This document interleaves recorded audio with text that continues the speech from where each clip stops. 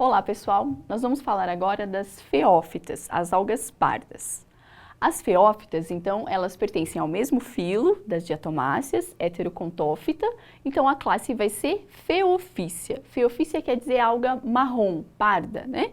Então a maioria delas são marinhas, então elas vão habitar oceanos, principalmente de águas frias, então nas zonas mais temperadas, né, elas se desenvolvem com grande facilidade.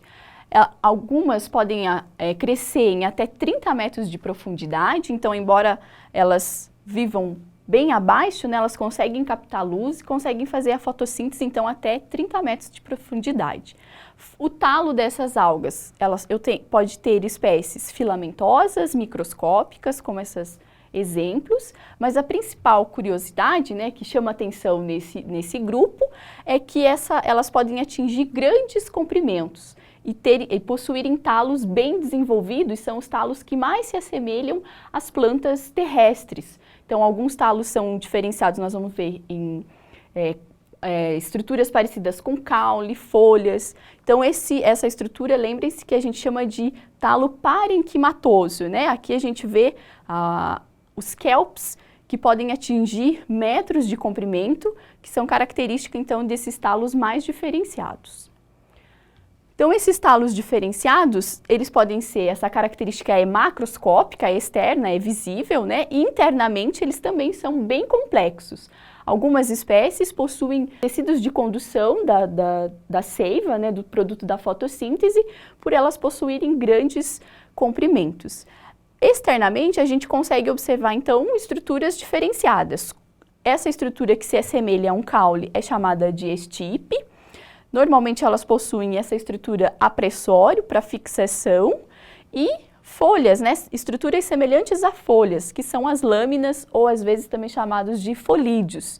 Não tem a mesma função de uma folha das plantas terrestres, mas a morfologia dela é bem semelhante. Algumas algas pardas também podem possuir esses vesículas de ar, né, chamados de flutuadores, que servem exatamente para isso. Elas conseguem flutuar na água, né, nos oceanos. As maiores algas pardas, elas pertencem à ordem Laminariales. Então, elas podem atingir até 60 metros de comprimento, que são chamados kelps, como a gente pode observar aqui nas imagens. Então, elas formam as florestas de algas pardas. Tanto que elas são colhidas. As pessoas vão lá com o barco, colhem estas algas, né, cortam essas algas, elas se regeneram e essas algas elas são muito utilizadas na indústria. Então a gente vai ver que a parede celular delas também é diferenciada e a substância, que é o alginato presente nessa parede celular, é muito utilizada na indústria alimentícia, na indústria de cosméticos. Então elas são colhidas, né, principalmente lá na costa da Califórnia. O pessoal vem, colhe, corta essas algas e elas têm a capacidade de crescer novamente. Então, a parede celular vai ser composta por celulose e, além da celulose, ela possui o alginato, que é essa substância bem explorada pela indústria. Então, esse alginato é que vai dar flexibilidade para as algas, então elas ocupam geralmente as regiões mais costeiras, as rochas, né, os rochões, as regiões mais costeiras, e elas podem sofrer impactos das ondas, né, porque o alginato vai dar essa proteção, essa flexibilidade para o talo da alga. Então, essa substância, ela é utilizada como estabilizante, então, em creme dental, até alimentos mesmo, ele é emulsificante, então é uma substância bastante explorada na indústria. Aquele molde, né, para fazer as próteses, também é à base do alginato. Além disso, ele também pode ser utilizado como tempero mesmo, principalmente os orientais, ele é chamado de kombu, né, que é o gênero laminário, o pessoal utiliza ele como tempero mesmo, a lâmina das algas pardas.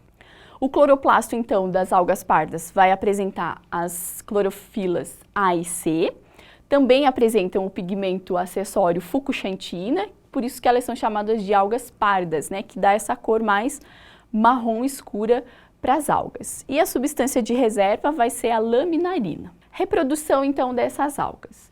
Ela apresenta uma diversidade na sua reprodução, algumas apresentam alternância de gerações, onde eu tenho indivíduos diploides e indivíduos haploides, né, para completar o ciclo de vida da alga.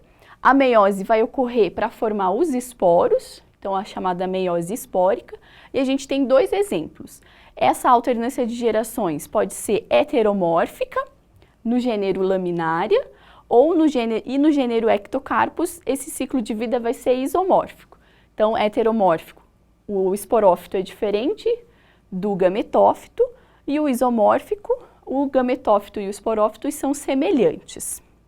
E aqui em laminária, o predominante, a fase que predomina no ciclo é o esporófito, né, que é essa fase que o pessoal colhe, que faz a colheita das algas. Então aqui o esqueminha do ciclo, nós temos o esporófito diploide, com as células diploides. Aqui nas lâminas é que eu tenho as células que vão dar origem aos zoósporos. Então esses esporos, eles são flagelados, são esporos móveis. Então eu vou ter os esporângios aqui na lâmina da alga, vão sofrer meiose para originar zoósporos. Então eles vão produzir zoósporos femininos, haploides, e zoósporos masculinos, haploides. Os zoósporos vão germinar, vão ser liberados na água, caem no substrato, germinam e produzem então os gametófitos.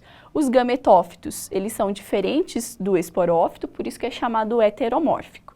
O gametófito feminino germina e vai produzir o oogônio, né, onde vai conter a oosfera.